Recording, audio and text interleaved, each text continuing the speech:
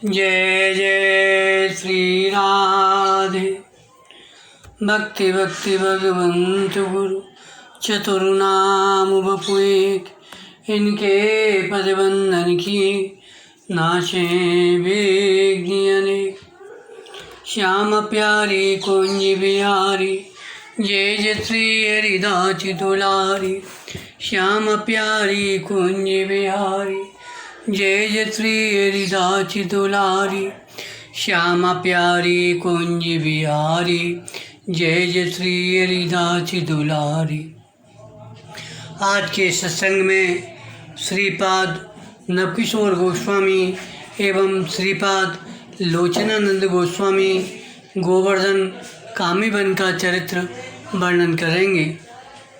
श्रीपाद नवकिशोर गोस्वामी और श्रीपाद लोचनानंद गोस्वामी ढाका के श्री नित्यानंद परिवार के श्रीपाद लक्ष्मीकांत गोस्वामी प्रभु के पुत्र थे। नवकिशोर गोस्वामी अपने ज्येष्ठ भ्राता श्री कृष्ण किशोर गोस्वामी से दीक्षित थे और लोचनानंद गोस्वामी श्री नवकिशोर गोस्वामी से परस्पर गुरु शिष्य होते हुए भी दोनों प्रभु जैसे दो देह एक प्राण थे। दोनों सद दर्शनाचार्य वैराग्यवान और भजनानुरागी थे। दोनों कुमार अवस्था में संसार त्याग कर वृंदावन चले गए। गोवर्धन के सिद्ध कृष्णदास बाबा के शरणागत होना चाहा। उन्हें अपना यथार्थ परिचय देते तो वे शिष्टाचार के नाते इन्हें अपना पूज्य जानकर इन पर कृपा न करते। इसलिए उनके निकट जा अपने को अति नीच कुल का बतलाते हुए उनकी कृपा की प्रार्थना की। सिद्ध बाबा ने इनके तेज रूप गुण अनुराग से मुग्ध हो इनकी बात का विश्वास किया। इन्हें अपने आश्रम में रखकर भजन मुद्रा की शिक्षा देने लगी। सिद्ध बाबा तब बहुत वृद्ध हो चुके थे। उन्हें इनके जैसे श्रद्धालु सेवकों की बड़ी आवश्यकता थी। वे इनसे निसंकोच सेवा ग्रहण करने लगे। ये भी बड़े अनुराग से उनकी सब प्रकार की सेवा, उनके मल मूत्र आदि का पुरस्कार तक बड़े अनुराग से करने लगे।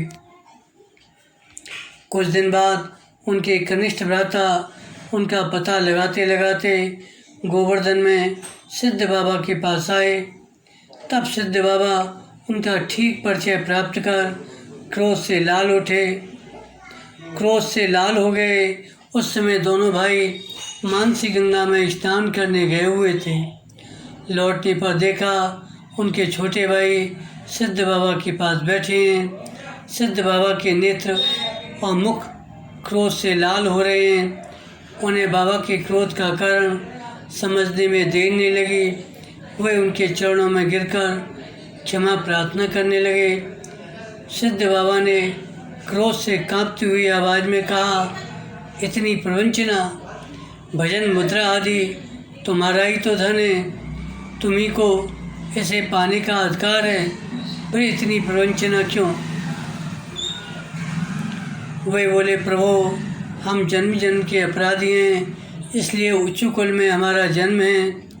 लाभ पूजा प्रतिष्ठा आदि सूखी विष्ठा ही हमारी जीविका है। अकिंचना भक्ति में हमारा अधिकार नहीं। अधिकार हो तो भी बिना महज सेवा के उसे पाना संभव नहीं। इसलिए हमने प्रवंचना की। आप परम वैष्णव परम दयालु हैं, हमारे अपराध का जो भी दंड हो हमें दें। इससे सिद्ध बाबा भीतर ही भीतर प्रसन्न हुए, पर बाहर से क्रोध दिखाते हुए बोले, तुम्हारा दंड है, तुम दोनों हाथ से अपने चरण धोकर चरणामृत मेरे आगे रखो। महापुरुष का क्रोध शांत करने के लिए उन्हें अनिच्छापूर्वक यह करना पड़ा। सिद्ध बाबा ने चरणामृत ग्रहण किया। प्रसन्न होकर बोले, कृष्ण बड़े कृपालु हैं, जो तुम्हारे जैसे महत पुरुषों का संग मुझे दिया है। अब और वंचना न करना। तुम्हारे भीतर जो दैन्य भक्ति है उसका लेश भी मुझ में नहीं है। तुम लोग यहाँ रहकर स्वच्छंदता से भजन करो, मैं धन्य हो जाऊँगा। वही बोले, प्रभु अब हमारा एक मुहूर्त भी यहाँ रहना न हो सकेगा। तीनों भाई सिद्ध बाबा से विदा लेकर काम्य वन के पश्चिम पशुप नामक निर्जन ग्राम में रहकर भजन करने लगे। कभी कभी वे काम्य वन के सिद्ध जय कृष्णदास बाबा के पास भी जाते। इन्हीं के नित्य सेवित विग्रह श्री राधा मदन मोहन अपनी इच्छा से जय कृष्णदास बाबा के पास रह गए थे। जैसा श्री जय कृष्णदास बाबा के चरित्र में पहले आ चुका है, पशु वन में कनिष्ठ भ्राता का शरीर छूट गया। कुछ दिन पश्चात संवाद मिला, उनके वंश का कोई भी नहीं रहा और ढाका में ठाकुर सेवा नहीं चल पा रही है, इसलिए उन्हें बाध्य होकर ढाका जाना पड़ा।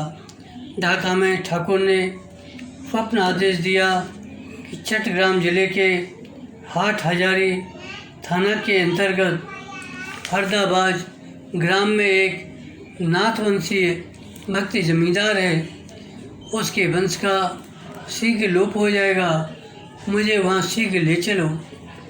उसी की जमींदारी की आय से मेरी सेवा का निर्वाह हुआ करेगा। आदेश पाते ही दोनों भाई चट्टग्राम गए। वहाँ पर वे प्रसिद्ध कविराज भक्त प्रवर कार्तिक अधिकारी के घर ठहरे। कार्तिक अधिकारी उक्त जमींदार परिवार के विश्वस्त चिकित्सक थे। उन्होंने ठाकुर के स्वप्नादेश और दोनों प्रभुओं के आने का समाचार जमींदार को दिया। जमींदार ने प्रसन्न हो अपनी सारी भू संपत्ति ठाकुर के नाम लिख दी और ठाकुर सेवा की सुव्यवस्था कर दी। एक दिन कार्तिक अधिकारी के घर संकीर्तन हुआ। बहुत से भक्त एकत्र हुए। कीर्तन में नृत्य करते करते श्रीपाद लोचनानंद प्रभु को ऐसा आवेश हुआ कि वे द्रुत गति से भागकर न जाने कहाँ लोप हो गए। कीर्तन की समाप्ति के पश्चात भी जब वे नहीं लौटे तो उनकी खोज होने लगी, कहीं कुछ भी पता नहीं लगा। तब हताश हो दूसरे दिन अधिकारी महाशय ने नवद्वीप, नीलाचल और वृंदावन लोगों को भेज दिया। 3 दिन पीछे जब अधिकारी महाशय अपनी बैठक में अन्यान्य लोगों के साथ बैठे थे, उन्होंने देखा थोड़ी दूर पर एक कूड़े के गड्ढे के किनारे कुछ गायें विस्फारित नेत्रों से गड्ढे में देख रही हैं, किसी वस्तु को सूंघ रही हैं, कुछ पूंछ उठाकर नृत्य कर रही हैं। सब लोग उत्सुकतापूर्वक उस गड्ढे के निकट आए तो देखा लोचनानंद प्रभु सिर के बल गिरे पड़े हैं। उनका सारा शरीर कीचड़ और कूड़े में सना है, केवल चरण बाहर दिख रहे हैं। गत रात्रि कोई 500 लोगों के उच्छिष्ट सहित कदली पत्र गड्ढे में फेंके गए थे, जिससे उनके चरण भी ढक गए। गायें उच्छिष्ट और कदली पत्र खाने के लिए गड्ढे में गई थीं। कदली पत्र खाते खाते चरण अनावृत हो गए थे, उन्हें वे सूंघने और चाटने लगीं। चाटते चाटते हठात एक अपूर्व आनंद से उन्मत्त होकर पूंछ उठाकर नृत्य करने लगीं। प्रभु को देख सबने उन्हें गड्ढे में से निकालकर उनका शरीर धोया पोंछा। सब उन्हें मृत जानकर शोक करने लगे। ऐसे महापुरुष के प्राण इस प्रकार 3 दिन कूड़े के गड्ढे में पड़े रहकर निकल जाएं, यह सबके लिए दुख की बात थी। परंतु अधिकारी महाशय विज्ञ चिकित्सक थे। उन्होंने अच्छी प्रकार परीक्षा करने के पश्चात कहा, प्रभु के प्राण निकले नहीं हैं, उनकी प्राणवायु का शरीर में निरोध भर हो गया है। 3 दिन तक मृत शरीर अब विकृत इस प्रकार कांति युक्त नहीं रह सकता। तुम लोग सब फिर से कीर्तन करो। सब ने कीर्तन प्रारंभ किया। कीर्तन के प्रारंभ होते ही प्रभु झट उठकर नृत्य करने लगे। तब जब उन्हें बाह्य ज्ञान हुआ तब लोगों ने उनसे उनकी पूर्वावस्था के बारे में जानना चाहा। उन्होंने केवल इतना कहा, मुझे उसका कुछ पता नहीं। चटग्राम जिले के अंतर्गत सीताकुंड चंद्रनाथ में शिव चतुर्दशी के उपलक्ष्य में 15 दिन का मेला होता है। मेले में सहस्त्रों यात्रियों और साधुओं का समागम होता है।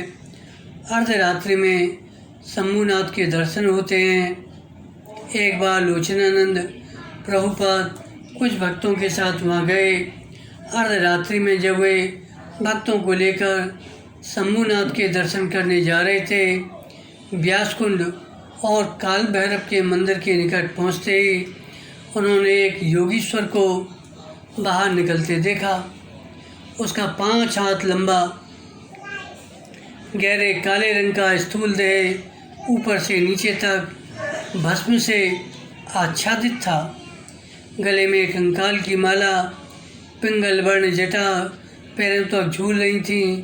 दोनों नेत्र उल्कावत ज्वाजल्यमान थे। कपाल पर त्रिपुंड तिलक चमक रहा था। उसे देख सब लोग भयभीत हो गए, परंतु वह प्रभु के सामने साष्टांग दंडवत प्रणाम कर दैन्य भाव से कहने लगा, प्रभु मैं यहाँ का देवता हूँ, नाम है काल भैरव। मनुष्यों के पाप ग्रहण करते करते मैं भी पापग्रस्त हो गया हूँ।